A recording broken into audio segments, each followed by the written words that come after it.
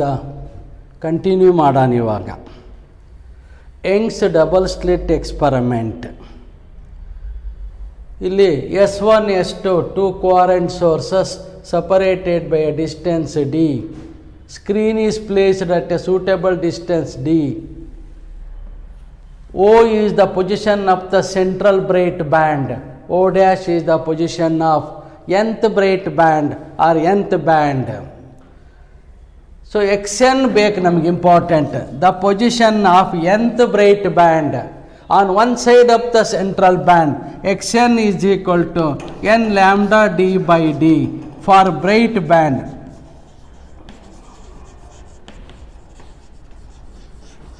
For bright bands n is equal to 0 1 2 up to infinity ಆಗುತ್ತೆ. For dark band ಆದರೆ xn is equal to 2n minus 1 ಬರೆದ್ರೆ ಆಗುತ್ತೆ, 2n plus 1 ಬರೆದ್ರೆ ಆಗುತ್ತೆ. ಅದ್ರ ಬರ್ಕೊಳ್ಳೋ ವಿಚಾರ ಮಾಡಿ ಬರೀಬೇಕು. So lambda D divided by D. ಇಲ್ಲಿ n is equal to 1 2 3 up to infinity ಮಾಡಿ 0, ಇಲ್ಲಿ ಪ್ಲಸ್ ಹಾಕಿದರೆ 0 ಹಾಕಬೇಕು.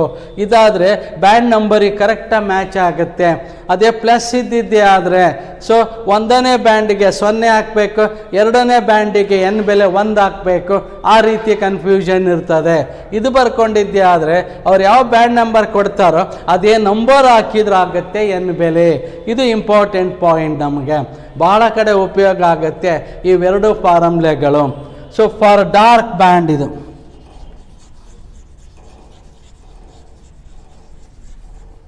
ಫಾರ್ ಡಾರ್ಕ್ ಬ್ಯಾಂಡ್ಸ್ ಆಯಿತು. n is equal to 1 2 3 up to infinity. Bright ಬ್ಯಾಂಡ್ಗೆ ಆದರೆ n is equal to 0 1 2 3 up to infinity ಆಗುತ್ತೆ. ಇದು ಮೈನಸ್ ಬರ್ಕೊಂಡ್ರೆ ಏನು ಅನುಕೂಲ ಅಂತ ಹೇಳಿದೆ. ಸೊ ಡಾರ್ಕ್ ಬ್ಯಾಂಡ್ಗೆ ಯಾವ ಬ್ಯಾಂಡ್ ಕೊಡ್ತಾರೋ ಅದೇ ನಂಬರ್ ಹಾಕಬೇಕು.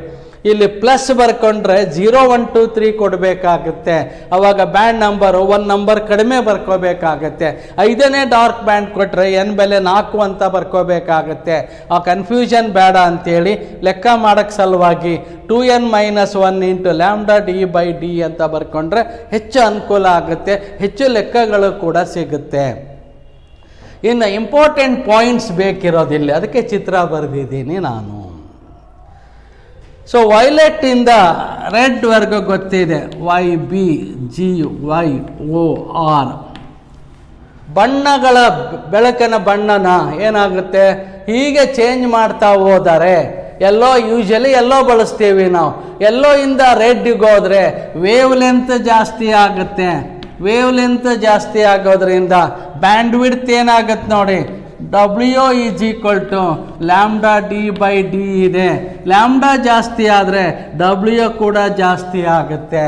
ಸೊ ವೇವ್ ಲೆಂತ್ ಇನ್ಕ್ರೀಸ್ ಆದರೆ ಬ್ಯಾಂಡ್ ವಿಡ್ತ್ ಇನ್ಕ್ರೀಸ್ ಆಗುತ್ತೆ, ಬ್ಯಾಂಡ್ ಥಿಕ್ನೆಸ್ ಜಾಸ್ತಿ ಆಗುತ್ತೆ. ವೇವ್ ಲೆಂತ್ ಕಡಿಮೆ ಆದರೆ, ಹೀಗೆ ಕಡಿಮೆ ಆಗಿದ್ದೇ ಆದರೆ ಇದೇನಾಗುತ್ತೆ ಅವಾಗ omega W is equal to lambda D by D. Wavelength ಕಡಿಮೆ ಆದರೆ ಬ್ಯಾಂಡ್ ವಿಡ್ತ್ ಕಡಿಮೆ ಆಗುತ್ತೆ, ಬ್ಯಾಂಡ್ಸು ನ್ಯಾರೋ ಆಗ್ತವೆ. ಇದ್ರ ಮೇಲೆ ಭಾಳ ಕ್ವಶನ್ಸ್ ಇದೆ, ನೆನಪಾಗಬೇಕು. ಎಲ್ಲೋ ಇರೋದನ್ನು ರೆಡ್ ಮಾಡಿದರೆ ಬ್ಯಾಂಡ್ ವಿಡ್ತ್ ಜಾಸ್ತಿ ಆಗುತ್ತೆ, ಎಲ್ಲೋ ಇರೋದನ್ನು ಬ್ಲೂ ಮಾಡಿದರೆ ಬ್ಯಾಂಡ್ ವಿಡ್ತ್ ಕಡಿಮೆ ಆಗುತ್ತೆ. ಸೊ ಇದು ಇಂಪಾರ್ಟೆಂಟ್ ಕಾನ್ಸೆಪ್ಟ್ ಒಂದು. ಸೊ ಬ್ಯಾಂಡ್ ವಿಡ್ತ್ಗೆ ಇಕ್ವೇಷನ್ ಗೊತ್ತಿದೆ ಅಂತ ಇಲ್ಲಿ ಬರೀಲಿಲ್ಲ ನಾನು, ಇವೆರಡು ಇಂಪಾರ್ಟೆಂಟ್ ಬೇಕಿತ್ತು ಬರ್ಕೊಂಡೆ. So bandwidth is given by omega ಅಥವಾ W is equal to lambda D by D ಆಗುತ್ತೆ. ಇದ್ರ ಮೇಲೆ ಒಂದು ಸ್ವಲ್ಪ ಪಾಯಿಂಟ್ಸ್. ಈಗ W is directly proportional to the wavelength. ಈಗ ಹೇಳ್ದಿಲ್ಲಿ ವೇವ್ ಲೆಂತ್ ಜಾಸ್ತಿ ಆದರೆ W ಜಾಸ್ತಿ ಆಗುತ್ತೆ, ವೇವ್ ಲೆಂತ್ ಕಡಿಮೆ ಆದರೆ ಕಡಿಮೆ ಆಗುತ್ತೆ. So W is directly proportional to D. ಈ ಡಿಸ್ಟೆನ್ಸ್ ಜಾಸ್ತಿ ಆದರೆ ಬ್ಯಾಂಡ್ ವಿಡ್ತ್ ಜಾಸ್ತಿ ಆಗುತ್ತೆ. And W is inversely proportional to D. ಈ ಡಿಸ್ಟೆನ್ಸ್ ಕಡಿಮೆ ಆದರೆ, ಸೊ ರೆಸಿಪ್ರೋಕಲ್ ಇರೋದ್ರಿಂದ ಡಿಸ್ಟೆನ್ಸ್ ಕಡಿಮೆ ಆದರೆ ಬ್ಯಾಂಡ್ ವಿಡ್ತ್ ಜಾಸ್ತಿ ಆಗುತ್ತೆ, ಡಿಸ್ಟೆನ್ಸ್ ಜಾಸ್ತಿ ಆದರೆ ಬ್ಯಾಂಡ್ ವಿಡ್ತ್ ಕಡಿಮೆ ಆಗುತ್ತೆ. ಇವು 3 ಪಾಯಿಂಟ್ಗಳು ಬೇಕು. ಹಾಗೆ ಇನ್ನೊಂದು 5-6 point, very very important points. ಇಡೀ ಆಪರೇಟರ್ಸನ್ನು ನೀರಲ್ಲಿ ಮುಳುಗಿಸಿದಾಗ, when the entire apparatus is immersed in water or any transparent liquid, ಬಿಡಿ ಸೊ ಯಾವುದೇ ಲಿಕ್ವಿಡಲ್ಲಿ ಟ್ರಾನ್ಸ್ಪರೆಂಟ್ ಲಿಕ್ವಿಡ್ ಆದರೆ ವೇವ್ ಲೆಂತ್ ಕಡಿಮೆ ಆಗುತ್ತೆ. ವೇವ್ ಲೆಂತ್ ಕಡಿಮೆ ಆದರೆ ಬ್ಯಾಂಡ್ ವಿಡ್ತ್ ಕಡಿಮೆ ಆಗುತ್ತೆ, ಬ್ಯಾಂಡ್ಸು ತೆಳ್ಳಗಾಗ್ತವೆ. ಭಾಳ ಸರಿ ಕೇಳಿದ್ದಾರೆ ಇದನ್ನು. So what happens to the band width if the entire operators is immersed in water ಅಂತೆ. ಸೊ ಎಲ್ಲ ಅರೇಂಜ್ಮೆಂಟ್ ಹಾಗೇ ಇರುತ್ತೆ, ಆದರೆ ವೇವ್ ಲೆಂತ್ ಕಡಿಮೆ, ವೆಲೋಸಿಟಿ ಕಡಿಮೆ ನೀರಲ್ಲಿ, ವೇವ್ ಲೆಂತ್ ಕಡಿಮೆ, ಬ್ಯಾಂಡ್ ವಿಡ್ತ್ ಕಡಿಮೆ ಆಗುತ್ತೆ. ಹಾಗೆ ಇನ್ನೊಂದು ಇಂಪಾರ್ಟೆಂಟ್ ಪಾಯಿಂಟ್ ನೋಡಿ, ಯೂಶಲಿ ಮಾನೋಕ್ರೊಮ್ಯಾಟಿಕ್ ಲೈಟನ್ನು ಬಳಸ್ತೀವಿ ನಾವು. ಮಾನೋಕ್ರೊಮ್ಯಾಟಿಕ್ ಬಳಸೋ ಬದಲಿ ವೈಟ್ ಲೈಟನ್ನು ಬಳಸಿದ್ರೆ, ಮರ್ಕ್ಯೂರಿ ಲೈಟನ್ನು ಬಳಸಿದರೆ ಪದ ನೆನಪಾಗಬೇಕು. ಸೊ ವೈಟ್ ಲೈಟನ್ನು ಬಳಸಿದ್ರೆ ಏನಾಗುತ್ತೆ, ಸೆಂಟ್ರಲ್ ಬ್ಯಾಂಡ್ ಮಾತ್ರ ಬ್ರೈಟ್ ಇರುತ್ತೆ, ಉಳಿದವೆಲ್ಲವೂ ಏನಾಗ್ತವೆ, ಕಲರ್ ಬ್ಯಾಂಡ್ಸ್ ಆಗುತ್ತೆ. ಇಂಪಾರ್ಟೆಂಟ್. ಆ ಕಲರ್ಗಳಲ್ಲಿ ವೈಲೆಟ್ ಸೆಂಟ್ರಲ್ ಮ್ಯಾಕ್ಸಿಮಾ ಅಥವಾ ಸೆಂಟ್ರಲ್ ಬ್ಯಾಂಡ್ ಕಡೆ ಇರುತ್ತೆ, ವೀಪ್ ಗಯಾರ್ ಈ ರೀತಿ ಇರುತ್ತೆ, ಈ ಕಡೆನೂ ಕೂಡ ವೀಪ್ ಗಯಾರ್ ಈ ರೀತಿ ಇರುತ್ತೆ. ಇದನ್ನು ಕೂಡ ಭಾಳ ಸರಿ ಕೇಳಿದ್ದಾರೆ. So when yellow light or monochromatic light is replaced by mercury vapour lamp or white light ಅಂತೆ, ಆವಾಗ central band is only bright and all other bands are coloured with the violet near to the central band. Important. ಹಾಗೆ ಇನ್ನೊಂದು point ನೋಡಿ, ಮತ್ತೆ ಈ ಎರಡರ ದಾರಿ ಒಳಗಡೆ ಯಾವುದೇ ಒಂದು ಟ್ರಾನ್ಸ್ಪರೆಂಟ್ ಮೆಟೀರಿಯಲ್ ಅನ್ನು ಇಟ್ಟಾಗ ಹೀಗೆ of thickness T and refractive index N, ಆ ಎನ್ ನಂಬರ್, ಈ ಎನ್ ರಿಫ್ರಾಕ್ಟಿವ್ ಇಂಡೆಕ್ಸ್ ವ್ಯತ್ಯಾಸ ಗೊತ್ತಿರಲಿ. So when transparent glass slab is placed in one of the path, ಇದ್ರದಾರ ಆಗ್ಬೋದು, ಇದಕ್ಕರ ಆಗ್ಬೋದು, ಯಾವುದರ ಇಟ್ಟಿದ್ದೆ ಆದರೆ ಏನಾಯಿತು, ಇದು ನಾರ್ಮಲ್ ಶಿಫ್ಟನ್ನು ಕೊಡುತ್ತೆ, ಬ್ಯಾಂಡ್ ಶಿಫ್ಟ್ ಆಗುತ್ತೆ ಸೀದಾ. ಸೆಂಟ್ರಲ್ ಬ್ಯಾಂಡ್ ಇಲ್ಲಿರೋದು ಈ ಕಡೆಗೆ ಶಿಫ್ಟ್ ಆಗುತ್ತೆ. The band system shift to the side in which the slab is placed.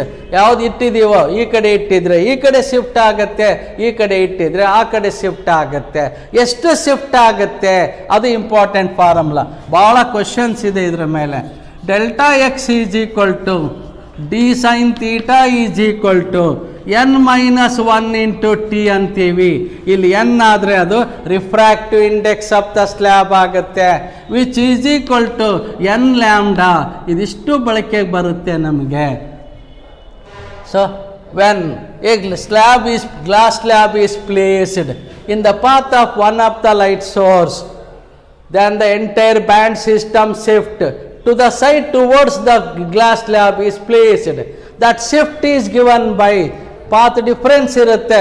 ಅದಕ್ಕೆ delta X is equal to D sine theta is equal to N minus 1 into T which is equal to N lambda ಉಳಿಯುತ್ತೆ. ಉಳಿದಿರೋ derivations ಎಲ್ಲ ಅವಶ್ಯಕತೆ ಇಲ್ಲ. ಈ formula ಹೆಚ್ಚು ಬಳಕೆಗೆ ಬರುತ್ತೆ ನಮಗೆ.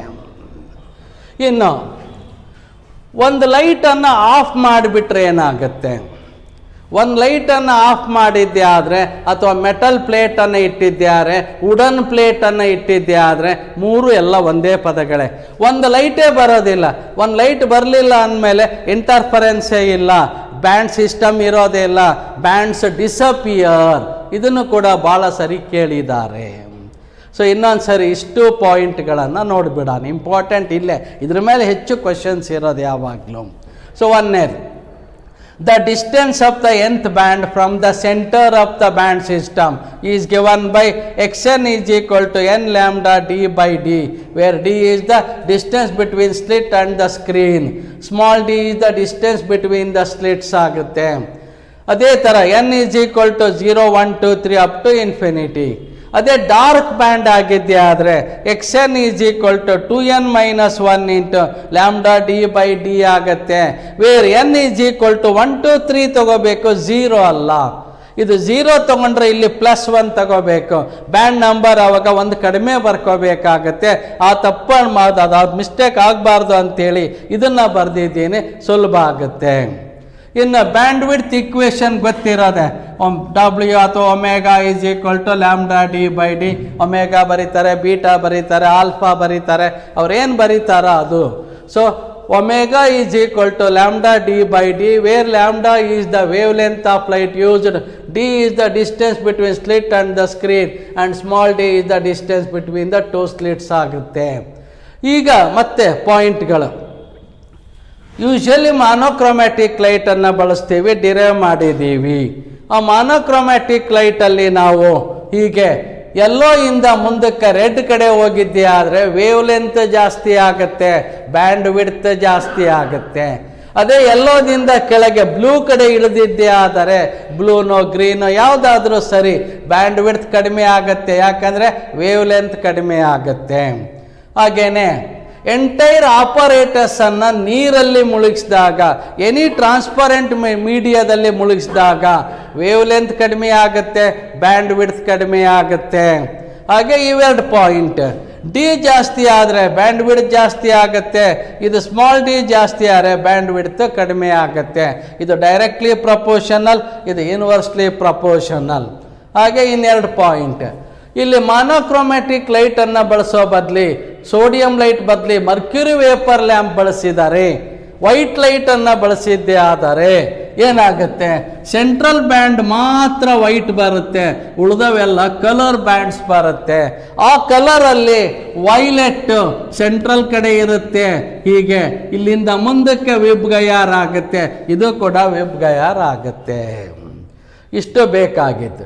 ಇನ್ನೊಂದು ಇಂಪಾರ್ಟೆಂಟ್ ಭಾಳ ಸರಿ ಕೇಳಿರೋದು ಅಂದರೆ, ಯಾವುದರ ಒಂದರ ದಾರಿಯಲ್ಲಿ ಒಂದು ಗ್ಲಾಸ್ ಸ್ಲ್ಯಾಬ್ ಅನ್ನು ಇಟ್ಟಿದ್ದಾರೆ, transparent glass slab of thickness T and refractive index N. ಏನಾಗುತ್ತೆ ಈಗ, ಇದು ನಾರ್ಮಲ್ ಶಿಫ್ಟನ್ನು ಕೊಡೋದ್ರಿಂದ ಇಲ್ಲಿರೋದು ಇಲ್ಲಿಗೆ ಬರುತ್ತೆ ಅವಾಗ. ಸೊ ಅದರಿಂದ ಪಾತ್ ಡಿಫ್ರೆನ್ಸ್ ಚೇಂಜ್ ಆಗುತ್ತೆ. ಆ ಚೇಂಜ್ ಆಗಿರೋ ಡಿಫ್ರೆನ್ಸ್ ಏನು ಬರೀಬೋದು, ಇಡೀ ಇಕ್ವೇಷನ್ ಬರೆದಿದ್ದೇನೆ, ಇಷ್ಟು ಬರೆದ್ರೆ ಸಾಕು, ಬಟ್ ಇದು ಉಪಯೋಗಕ್ಕೆ ಬರುತ್ತೆ ಇಕ್ವೇಷನ್ ನಮಗೆ. Delta X is equal to D sine theta which is equal to n-1 into T which equal to N lambda. ಇಲ್ಲಿ ಎನ್ ಆದರೆ ರಿಫ್ರಾಕ್ಟಿವ್ ಇಂಡೆಕ್ಸ್ ಇದು, ಇಲ್ಲಿ ಎನ್ ಆದರೆ ಬ್ಯಾಂಡ್ ನಂಬರ್ ಆಗುತ್ತೆ. ಆ ವ್ಯತ್ಯಾಸ ಗೊತ್ತಿರಲಿ, ಭಾಳ ಸರಿ ಆ ಲೆಕ್ಕವನ್ನು ಕೇಳಿದ್ದಾರೆ. ಇದಿಷ್ಟು ಇಂಟರ್ಫರೆನ್ಸ್ ಅಲ್ಲ ಆಯ್ತು. ಇವಾಗ ಡೆಫಿನೇಷನ್ ಗೊತ್ತಿದೆ ನಮಗೆ. The phenomenon of light waves bending round the corners or obstacle is called as diffraction ಅಂತ ಗೊತ್ತಿದೆ. ಮುಂದಿನ ಒಂದೆರಡು ಪಾಯಿಂಟ್ಗಳು ಬೇಕು ನಮಗೆ. Diffraction in light is observed only when the size of the diffracting object is comparable with the wavelength of the incident light. ಈ point ಬೇಕು ನಮಗೆ ಲೈಟಲ್ಲಿ ಆದರೆ. ಅದೇ ಸೌಂಡಲ್ಲಾದರೆ ಈಸಿಲಿ ನೋಟಿಸ್ ಮಾಡ್ಬೋದು ನಾವು, ಅಲ್ಲಿ ಸೈಜಿನ ಅವಶ್ಯಕತೆ ಅಷ್ಟೊಂದು ಕಾಣಿಸೋದಿಲ್ಲ. ಲೈಟ್ ವ್ಯತ್ಯಾಸ ಚೆನ್ನಾಗಿ ನೆನಪಾಗಲಿ. Diffraction phenomenon in light can be easily observed only when the size of the diffracting object is comparable with the wavelength of the incident light.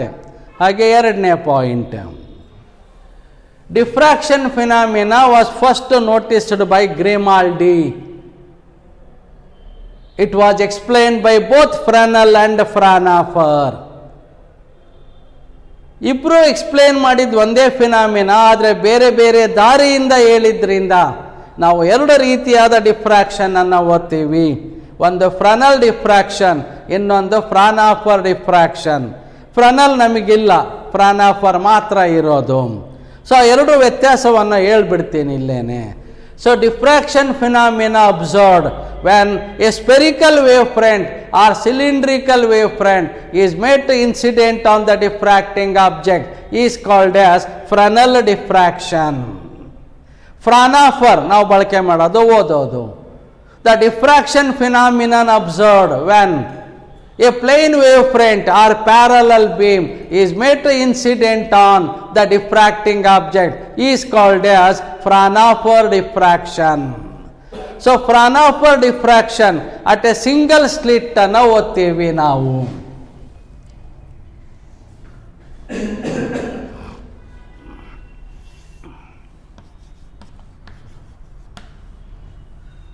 So parallel beam of light ಅಂದರು ಸರಿನೇ, plane wave front ಅಂದರು ಸರಿನೇ. ಇಲ್ಲಿಂದ ಒಂದು ದೊಡ್ಡ convex ಲೆನ್ಸನ್ನು ಇಟ್ಟಿದ್ದೀವಿ, ನೇರವಾಗಿ ಹೋಗ್ತಕ್ಕಂಥ ಬೆಳಕು ಹೀಗೆ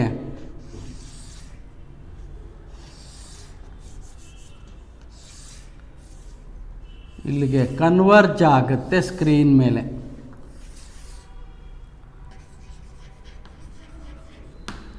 ಹೀಗೆ ಡಿಫ್ರ್ಯಾಕ್ಟ್ ಆಗ್ತಕ್ಕಂಥ ರೇಸ್.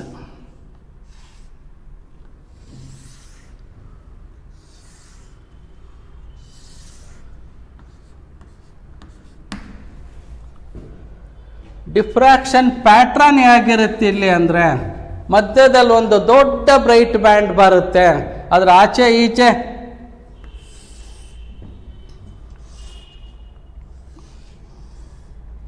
ಒಂದು ಸಣ್ಣ ಡಾರ್ಕ್ ಬ್ಯಾಂಡ್ ಮತ್ತು ಬ್ರೈಟ್ ಬ್ಯಾಂಡ್. ಹೀಗೆ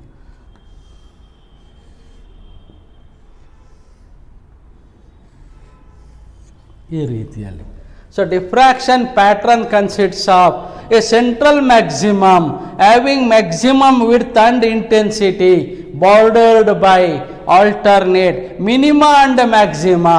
ಇದು ಮಿನಿಮಾ, ಇದು ಮ್ಯಾಕ್ಸಿಮಾ ಆಗುತ್ತೆ.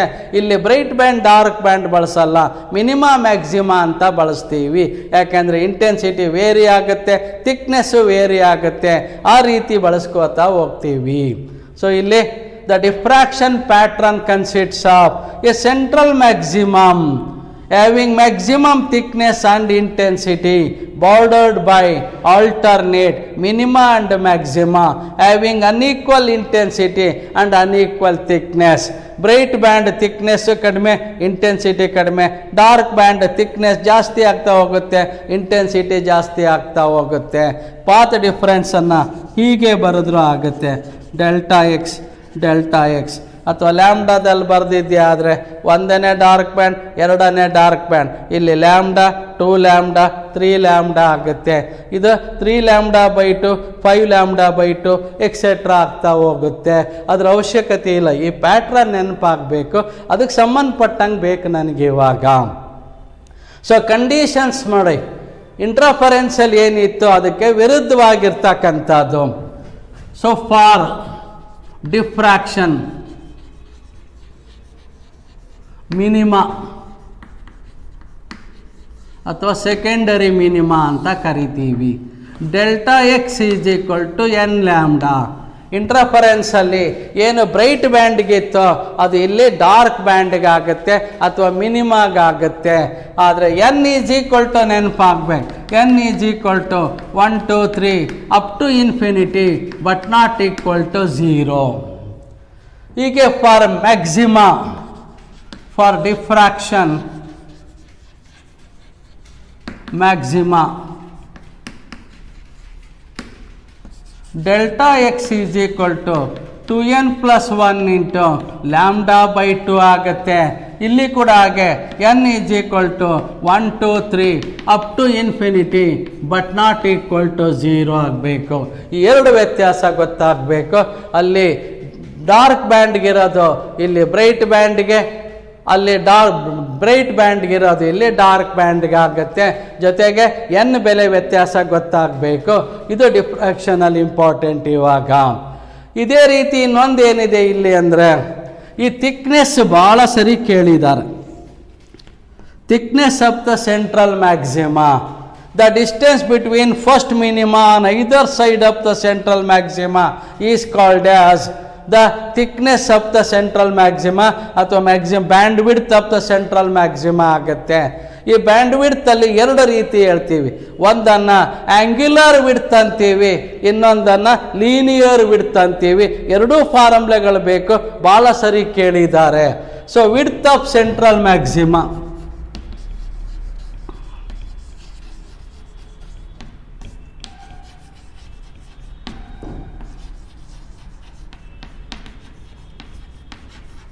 Width of central maximum. So ಇದು ಒಂದನೇದು ಲೀನಿಯರ್ ವಿಡ್ತ್. ಲೀನಿಯರ್ ವಿಡ್ತ್ ಅಂದರೆ ಇಲ್ಲಿಂದ ಇಲ್ಲಿವರೆಗೂ ಇದನ್ನು ಎಕ್ಸ್ ಅಂತ ಬರ್ಕೋತೀವಿ. ಈ ಕಡೆ x1, ಈ ಕಡೆ x2 ಎರಡೂ ಸೇರಿ ಕ್ಯಾಪಿಟಲ್ ಎಕ್ಸ್ ಆಗುತ್ತೆ. So X is equal to x1 + x2 ಆಗುತ್ತೆ, which is equal to 2 lambda d divided by D. ನೇರವಾಗಿ ಬರಿಬೋದು. ಇದನ್ನು ಯಾಕೆ ಬರೆದೆ ಅಂದರೆ, ಒಂದರ ದೂರ ಕೊಟ್ಟಾಗ x1, ಆವಾಗ ಇಲ್ಲಿ 2 ಇರೋದಿಲ್ಲ, ಅದಕ್ಕೆ ನೆನಪು ಮಾಡಿದೆ. ಕ್ಯಾಪಿಟಲ್ ಎಕ್ಸ್ ಅಂದರೆ ಸೊ ಲೀನಿಯರ್ ವಿಡ್ತ್ ಆಗುತ್ತೆ. Linear width is equal to x1 plus x2 ಆಗಬೇಕು. x1 ಅಂದರೆ ಒಂದು ಕಡೆದು, x2 ಅಂದರೆ ಇನ್ನೊಂದು ಕಡೆದು, ಎರಡೂ ಸೇರಿಸಿರೆ 2 ಲ್ಯಾಂಬ್ಡಾ d/d ಆಗುತ್ತೆ. ಇದು ಲೀನಿಯರ್ ವಿಡ್ತ್ ಆಗುತ್ತೆ. ಇನ್ನು ಆಂಗ್ಯುಲರ್ ವಿಡ್ತ್ ಆದರೆ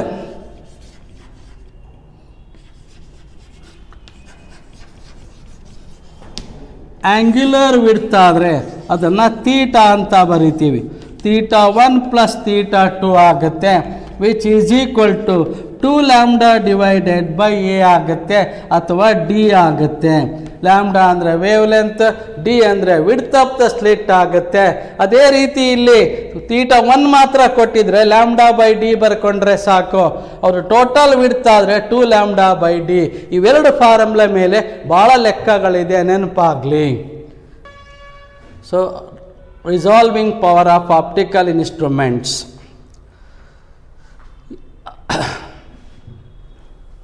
ಅದರಲ್ಲಿ 3 ಡೆಫಿನೇಷನ್ ಹೇಳ್ಕೊಳ್ಳೋಣ. Well resolved, unresolved and just resolved. ಆ ಪದಗಳು ಬೇಕಾಗ್ತವೆ. ಅದಕ್ಕೆ 2 ವಸ್ತುಗಳ ಪ್ರತಿಬಿಂಬಗಳು ಸಪರೇಟಾಗಿ ಕ್ಲಿಯರ್ ಆಗಿ ಕಂಡಿದ್ದೇ ಆದರೆ ಅವನ್ನು ವೆಲ್ ರಿಸಾಲ್ವ್ಡ್ ಅಂತ ಕರಿತೀವಿ. 2 ಹತ್ರ ಇರ್ತಕ್ಕಂಥ ವಸ್ತುಗಳ ಪ್ರತಿಬಿಂಬಗಳು ನಮ್ಮ ಕಣ್ಣಿಂದ ನೋಡಿದರೂ ಆಯಿತು, ಮೈಕ್ರೋಸ್ಕೋಪ್ ಆದರೂ ಆಯಿತು, ಟೆಲಿಸ್ಕೋಪ್ ಆದರೂ ಆಯಿತು, ಒಂದ್ರ ಮೇಲೊಂದು ಓವರ್ಲ್ಯಾಪ್ ಆಗಿರೋ ಥರ ಕಂಡಿದ್ದೇ ಆದರೆ ಅವನ್ನು ಅನ್ರಿಸಾಲ್ವ್ಡ್ ಅಂತೀವಿ. ಹಾಗೆಯೇ ರಿಸಾಲ್ವ್ಡ್ ಮುಖ್ಯ ನಮಗೆ. 2 ವಸ್ತುಗಳ ಪ್ರತಿಬಿಂಬಗಳು ಜಸ್ಟ್ ಸಪರೇಟ್ ಆಗಿರೋ ಥರ ಕಂಡಿದ್ದೇ ಆದರೆ ಅದನ್ನು ನಾವು ಜಸ್ಟ್ ರಿಸಾಲ್ವ್ಡ್ ಅಂತ ಕರಿತೀವಿ. ಅದನ್ನೇ ನಾವು ವಿಜುವಲ್ ಅಕ್ಯೂಟಿ ಅಂತೀವಿ ಅಥವಾ ಲಿಮಿಟ್ ಆಫ್ ರೆಸಲ್ಯೂಷನ್ ಅಂತ ಕರಿತೀವಿ. ಅದು ನಮ್ಮ ಕಣ್ಣಿಗೆ ಆದರೆ, ನಾರ್ಮಲ್ ಐಗಾದರೆ ಅದು 1 ಮಿನಿಟ್ ಆಫ್ ಎನ್ ಆರ್ಕ್ ಆಗುತ್ತೆ. ಅವೆರಡೂ ಸೇರಿ ನಮ್ಮ ಕಣ್ಣಿನಲ್ಲಿ ಉತ್ಪತ್ತಿ ಮಾಡೋ ಆ್ಯಂಗಲ್ ಇದೆಯಲ್ಲ, ಆ ಆ್ಯಂಗಲನ್ನೇ ನಾವು ಲಿಮಿಟ್ ಆಫ್ ರೆಸಲ್ಯೂಷನ್ ಅಂತೀವಿ. ಅದು ನಮ್ಮ ಕಣ್ಣಿಗಾದರೆ 1 ಮಿನಿಟ್ ಆಫ್ ಎನ್ ಆರ್ಕ್ ಆಗುತ್ತೆ ಅಥವಾ 1/60 ಆಫ್ ಎ ಡಿಗ್ರಿ ಆಗುತ್ತೆ. ಎಂದೋ ಒಂದು ಸರಿ ಕೇಳಿದ್ದಾರೆ ಅದು. ಸೊ ಈ ರೆಸಲ್ಯೂಷನ್ಗೆ ರೇಲೇಸ್ ಕ್ರೈಟೇರಿಯಾ ಅಂತ ಒಂದಿದೆ, ಅಲ್ಲಿ 1-2 ಸರಿ ಕೇಳಿದ್ದಾರೆ ಅದು. ಸೊ ರೆಸಲ್ಯೂಷನ್ಗೆ ಡಿಫ್ರಾಕ್ಷನ್ ಫಿನಾಮಿನಾ ಬಳಸ್ಕೊಂಡು ಹೇಳ್ತಾನೆ ಅವನು. ಅದಕ್ಕೆ ಈ ಚಾಪ್ಟರ್ಸ್ ಆ ಐಟಮನ್ನು ಇಲ್ಲಿ ಹಾಕಿದ್ದಾರೆ ಇವಾಗ. ಸೊ ರೇಲೆ ಏನು ಹೇಳ್ತಾನಂದರೆ, 2 ತುಂಬ ಹತ್ರ ಇರ್ತಕ್ಕಂಥ ವಸ್ತುಗಳು ಜಸ್ಟ್ ರಿಸಾಲ್ವ್ ಆಗಿದ್ದಾವೆ ಅಂತ ಹೇಳ್ಬೇಕಪ್ಪ ಅಂದರೆ ಆ 2 ವಸ್ತುಗಳು ತಮ್ಮದೇ ಆದ ಡಿಫ್ರಾಕ್ಷನ್ ಪ್ಯಾಟ್ರನನ್ನು ಕೊಡ್ತಾವೆ. ಒಂದು ಪ್ಯಾಟ್ರನಿನ ಸೆಂಟ್ರಲ್ ಮ್ಯಾಕ್ಸಿಮಾ ಇನ್ನೊಂದರ ಮೊದಲನೇ ಮಿನಿಮಾದಲ್ಲಿ ಸೇರಿಕೊಂಡಿದ್ದೇ ಆದರೆ ಅವೆರಡನ್ನು ಕೂಡ ಜಸ್ಟ್ ರಿಸಾಲ್ವ್ಡ್ ಅಂತ ಕರಿತೀವಿ. ಇದು ಒಂದು Rayleigh's criteria states that 2 close points of an object are set to be just resolved if in their diffraction pattern central maxima of one exactly coincides with the first minima of the other. ಈ ರೀತಿ ಸಣ್ಣ ಚಿತ್ರ ಬರೆಯೋಕ್ಕೆ ಪ್ರಯತ್ನ ಮಾಡೋಣ.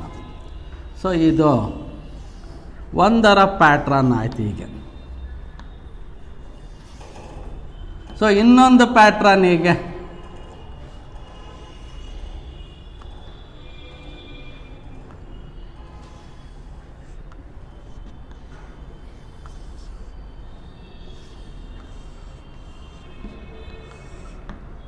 So ಇದರ central maxima ಇದರ first minima ಜೊತೆ ಸೇರಿದೆ, ಇದರ ಫಸ್ಟ್ ಮಿನಿಮಾ ಇದರ ಸೆಂಟ್ರಲ್ ಮ್ಯಾಕ್ಸಿಮಾ ಜೊತೆ ಸೇರಿದೆ. ಇವೆರಡರ ಮಧ್ಯೆ ಇರ್ತಕ್ಕಂಥ ದೂರವನ್ನು ನಾವು ಡಿ ಅಂತ ತಗೊಂಡು ಇವೆರಡರ ಮಧ್ಯೆ ಇರ್ತಕ್ಕಂಥ ದೂರವನ್ನು ಎಕ್ಸ್ ಅಂತ ತಗೊಳ್ಳೋದು. D is the distance between the central maxima of one and it's first minima, and x is the distance between central maxima of the two pattern. When x is equal to d ಆದರೆ just resolved, just resolved. x is greater than d ಆದರೆ well resolved, and x is less than d ಆದರೆ unresolved. ಇದು ಒಂದು ಸರಿ 2 ಸರಿ ಕೇಳಿದ್ದಾರೆ ಹಿಂದೆ, ಭಾಳ ನೆನಪಾಗಲಿ ಅದು ಅಂತ ಅರ್ಥ. ಇನ್ನು ಇನ್ಸ್ಟ್ರೂಮೆಂಟ್ಸಿಗೆ ಬಂದಿದ್ದೇ ಆದರೆ ಮೈಕ್ರೋಸ್ಕೋಪ್ ಮತ್ತು telescope.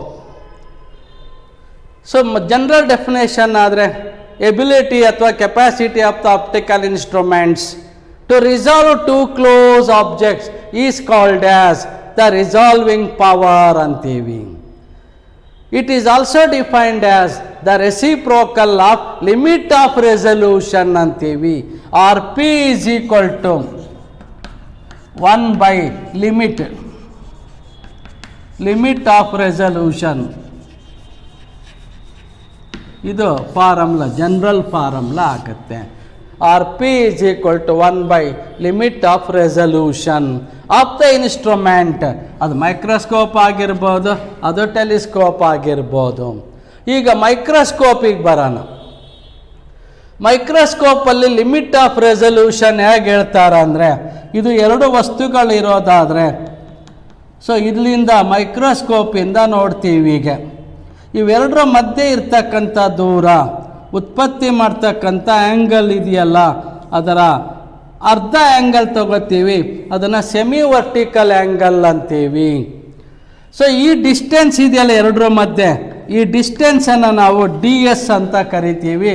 ಮೈಕ್ರೋಸ್ಕೋಪಿಗಾದರೆ DS is equal to 1.22 lambda divided by 2n sin θ ಅಂತೀವಿ. Where lambda is the wavelength of light which illuminates the object, n is the refractive index of the medium between object and the microscope, and theta is the semi-vertical angle. ಮರೀದೆ ನೆನಪಿರ್ಬೇಕು. ಅವ್ರು vertical angle ಕೊಟ್ಟರೆ ನಾವೇ ಅರ್ಧ ಮಾಡಿ ಹಾಕ್ಕೋಬೇಕು ಫಾರ್ಮುಲೆಗೆ. Usually vertical angle ಕೊಡಲ್ಲ, semi ಅಂತಾನೆ ಕೊಡ್ತಾರೆ. So theta is the semi vertical angle subtended by the object ಅರ್ಥ ಮೈಕ್ರೋಸ್ಕೋಪ್ ಆಗಬೇಕು. ನೆಕ್ಸ್ಟ್ ನೋಡಿ, ಇದು ಈ ಭಾಗ ಇದೆಯಲ್ಲ, ಕೆಲವೊಂದು ಸಾರಿ ಇದನ್ನು ನ್ಯೂಮರಿಕಲ್ ಅಪರ್ಚರ್ ಅಂತಾರೆ. 1.22 ಲ್ಯಾಂಬ್ಡಾ ಡಿವೈಡೆಡ್ ಬೈ 2NA ಅಂತ ಬರ್ಕೋತೀವಿ. NA ಅಂದರೆ ನ್ಯೂಮರಿಕಲ್ ಅಪರ್ಚರ್ ಅಂತೀವಿ ಅದಕ್ಕೆ. ಇನ್ನು RP ಆದರೆ RP is equal to 1 by DS ಆಗುತ್ತೆ, which is equal to 2n sin θ divided by 1.22 lambda ಆಗುತ್ತೆ, ಅಥವಾ 2NA ಡಿವೈಡೆಡ್ ಬೈ 1.22 ಲ್ಯಾಂಬ್ಡಾ ಆಗುತ್ತೆ. ಇದ್ರ ಮೇಲೆ ಹೆಚ್ಚು ಕ್ವಶನ್ಸ್ ಇರುತ್ತೆ. RP depends on the refractive index, RP depends on the sin θ ಅಥವಾ semi vertical angle, R2 depends on lambda. ಬರೀ depends ಆದರೆ, ಹೌ ಡಿಪೆಂಡ್ಸ್ ಆದರೆ directly proportional, inversely proportional. How it can be increased ಆದರೆ by increasing n, by increasing theta, by decreasing lambda. ಅದ್ರ ಬದಲು version ಕೊಡ್ತಾರೆ. n ಜಾಸ್ತಿ ಮಾಡೋದಾದರೆ ಇಡೀ ಮೈಕ್ರೋಸ್ಕೋಪನ್ನು ಆಯಿಲಲ್ಲಿ ಇಮ್ಮರ್ಸ್ ಮಾಡ್ತಾರೆ, ಅದನ್ನು ಆಯಿಲ್ ಇಮ್ಮರ್ಷನ್ ಮೈಕ್ರೋಸ್ಕೋಪ್ ಅಂತ ಕರಿತೀವಿ. ಎ ಜಾಸ್ತಿ ಮಾಡೋದಾದರೆ ಈ ಆಬ್ಜೆಕ್ಟ್ ಲೆನ್ಸನ್ನು ಅಪರ್ಚರ್ ಜಾಸ್ತಿ ಮಾಡ್ತೀವಿ. ಲ್ಯಾಂಬ್ಡಾ ಕಡಿಮೆ ಮಾಡೋದಾದರೆ ಮಾಮೂಲಿ ಲೈಟನ್ನು ಬಿಟ್ಟು ಅಲ್ಟ್ರಾ ವೈಲೆಟ್ ಲೈಟನ್ನು ಬಳಸ್ತೀವಿ, ಅದಕ್ಕೆ ಅಲ್ಟ್ರಾ ಮೈಕ್ರೋಸ್ಕೋಪ್ ಅಂತ ಕೂಡ ಕರಿತೀವಿ. ಇಷ್ಟು ವ್ಯತ್ಯಾಸ ಬೇಕಿದ್ರಲ್ಲಿ. ಆಯಿಲ್ ಇಮ್ಮರ್ಷನ್ ಆಗುತ್ತೆ, object lens of larger aperture ಆಗುತ್ತೆ, ಇದು ಅಲ್ಟ್ರಾ ವೈಲೆಟ್ ಆಗುತ್ತೆ. ಮಾಮೂಲಿ microscope oil immersion microscope, ultraviolet oil immersion microscope and ಮತ್ತು ಎಲೆಕ್ಟ್ರಾನ್ ಮೈಕ್ರೋಸ್ಕೋಪ್. ಅಪ್ಪಿತಪ್ಪಿ ಆರ್ಡರ್ ಬೇಕು ಅಂತ ಎಲ್ಲರೂ ಬೇಕಾದರೆ ಹೀಗೆ ಇಂಪ್ರೂವ್ ಮಾಡ್ತಾ ಹೋಗಬೇಕು. ಎಲೆಕ್ಟ್ರಾನ್ ಮೈಕ್ರೋಸ್ಕೋಪ್ ಸದ್ಯಕ್ಕೆ ಬಳಸ್ತಾ ಇರೋದು ಹೈಯೆಸ್ಟ್ RP ಇರ್ತಕ್ಕಂಥದ್ದು ಅದು. ಇದಿಷ್ಟು ಮೈಕ್ರೋಸ್ಕೋಪ್ಗೆ ಸಂಬಂಧಪಟ್ಟಂತೆ. ನೀಟಲ್ಲಿ CETಯಲ್ಲಿ ಹೆಚ್ಚು ಟೆಲಿಸ್ಕೋಪಲ್ಲಿ ಕೇಳಿದ್ದಾರೆ. ಟೆಲಿಸ್ಕೋಪ್ ಆದರೆ ದೂರ ಇರ್ತಕ್ಕಂಥ ವಸ್ತುಗಳನ್ನು ನೋಡೋದು, ದೂರ ಇರ್ತಕ್ಕಂಥ ವಸ್ತುಗಳ ಮಧ್ಯದ ದೂರ ಅಳತೆ ಮಾಡೋಕ್ಕಾಗಲ್ಲ ಹೋಗಿ ನಾವು. ಸೊ ಅದಕ್ಕೆ 2 ವಸ್ತುಗಳು ಇಲ್ಲೆಲ್ಲೋ ದೂರದಲ್ಲಿದ್ದಾವೆ. ಇಲ್ಲಿದೆ ನಮ್ಮ ಟೆಲಿಸ್ಕೋಪಿನ ಆಬ್ಜೆಕ್ಟ್ ಲೆನ್ಸ್. ಇದರ ಸೆಂಟರಲ್ಲಿ ಏನು ಆ್ಯಂಗಲ್ ಉತ್ಪತ್ತಿ ಮಾಡುತ್ತಲ್ಲ, ಈ ಆ್ಯಂಗಲನ್ನು ನಾವು ಲಿಮಿಟ್ ಆಫ್ ರೆಸಲ್ಯೂಷನ್ ಅಂತ ಕರಿತೀವಿ. So two close distant object are said to be just resolved when their images through the telescope appears to be just separated. Theta is the d theta is the smallest angle subtended at the telescope object of the telescope by the two objects. Then that is called the limit of resolution. D theta is given by 1.22 lambda divided by A, where lambda is the wavelength of light which illuminates the object. A is the aperture ಅಂತೀವಿ ಇದಕ್ಕೆ. ಈ diameter ಅಂದರೂ ಸರಿನೇ, aperture ಅಂದರೂ ಸರಿನೇ, ಎರಡೂ ಪದಗಳು ಗೊತ್ತಾಗಬೇಕು. D theta is equal to 1.22 lambda by A ಆಗುತ್ತೆ. ಸೊ ಇದನ್ನೇ ಹೆಚ್ಚು ಬಳಸ್ಕೊಂಡು ಅಲ್ಲೇ ಲೆಕ್ಕ ಮಾಡಿದ್ದೀನಿ. ರೇ ಆಪ್ಟಿಕ್ಸಲ್ಲಿ ಬಂದಿದ್ದ ನೆನಪು ಮಾಡಿದ್ದೀನಿ, ಇದು ವೇವ್ ಆಪ್ಟಿಕ್ಸ್ ಇಂದು ಅಂತ. ಸೊ ಇದಕ್ಕೆ ಪ್ಯಾರಾಲೆಕ್ಸ್ ಮೆಥಡನ್ನು ಮಾಡಿಕೊಂಡು ಈ ದೂರ ಎಕ್ಸ್ ಇದ್ದು ಈ ದೂರ ಆರ್ ಇದ್ದಿದ್ದೇ ಆದರೆ ಎಕ್ಸ್ ಡಿವೈಡೆಡ್ ಬೈ ಆರ್. ಇದ್ರ ಮೇಲೆ ಹೆಚ್ಚು ಕ್ವಶನ್ಸ್ ಇದೆ, ಒಂದು 5-6 ಕ್ವಶನ್ ಅಲ್ಲೇ ರೇ ಆಪ್ಟಿಕ್ಸಲ್ಲಿ ಡಿಸ್ಕಸ್ ಮಾಡಿದ್ದೀವಿ. ಇಲ್ಲಿ ಕೂಡ ಅಂತ ಹೆಚ್ಚು ಕ್ವಶನ್ ಸಿಗುತ್ತೆ ನಮಗೆ. ಈ ಫಾರ್ಮುಲಾ ಬಳಕೆ ಆಗುತ್ತೆ. ಆರ್ಡರ್ ಬರೆಯುವಾಗ 1.22 ಇರಲ್ಲ, ಸುಮ್ಮನೆ ಬೆಲೆ ಕೇಳಿದಾಗ 1.22 ಲ್ಯಾಂಬ್ಡಾ ಹಾಕೋತೀವಿ. ಆರ್ಡರ್ ಅಂದಮೇಲೆ ಪವರ್ ಅಷ್ಟೇ ಮೆನ್ಷನ್ ಮಾಡಿರೋ ಸಾಕಾಗತ್ತೆ ಅದಕ್ಕೆ. ಇನ್ನು R P is equal to 1/d theta which is equal to A divided by 1.22 lambda ಆಗುತ್ತೆ. ಸೊ ಇದು ಇಲ್ಲಿ ಏನು ಚಾನ್ಸ್ ಇದೆ ನೋಡಿ, ನಮಗೆ ಎಲ್ಲೋ ದೂರದಲ್ಲಿರೋ ವಸ್ತು ಇರೋದ್ರಿಂದ ನಾವು ಅಲ್ಲೋಗಿ ಲೈಟ್ ಹಾಕೋಕ್ಕಾಗಲ್ಲ, ಹಾಗಾಗಿ ವೇವ್ ಲೆಂತನ್ನು ಬದಲು ಮಾಡೋಕ್ಕಾಗಲ್ಲ. ಸೊ ಇದನ್ನು ಮಾತ್ರ ಬದಲು ಮಾಡಬಹುದು. ಆರ್ ಪಿ ಜಾಸ್ತಿ ಮಾಡಬೇಕಂದ್ರೆ ಈ ಲೆನ್ಸನ್ನು ದೊಡ್ಡದು ಮಾಡ್ತಾ ಹೋಗ್ತೀವಿ, ಅದು ಬೇಕಾಗಿರ್ತಕ್ಕಂಥ ಪದ. ಇನ್ನು ಲಾಸ್ಟ್ ನೋಡಿ, ಒಂದು ಫ್ರನಲ್ ಡಿಸ್ಟೆನ್ಸ್ ಅಂತ ಒಂದು ಲಾಸ್ಟ್ ಐಟಮ್ ಹೇಳ್ಬಿಟ್ರೆ ಇದು ಸಿನಾಪ್ಸಿಸ್ ಮುಗಿದೋಗುತ್ತೆ. ಸೊ ಫ್ರನಲ್ ಡಿಸ್ಟೆನ್ಸ್ ಅಂದರೆ ಬೆಳಕು ವೇವ್ ಆಗಿ ಹೋಗೋದಾದರೂ ಕೂಡ ಒಂದು ಕನಿಷ್ಠ ದೂರದವರೆಗೂ ಸರಳ ರೇಖೆಯಲ್ಲೇ ಹೋಗುತ್ತೆ ಅಂದ್ಕೊಂಡು ಅಲ್ಲಿಂದ ಮುಂದಕ್ಕೆ ಹೆಚ್ಚು ಡಿವಿಯೇಷನ್ ನೋಟಿಸ್ ಮಾಡ್ತೀವಿ. ಆ ಮಿನಿಮಮ್ ಡಿಸ್ಟೆನ್ಸನ್ನೇ ನಾವು ಫ್ರನಲ್ ಡಿಸ್ಟೆನ್ಸ್ ಅಂತೀವಿ.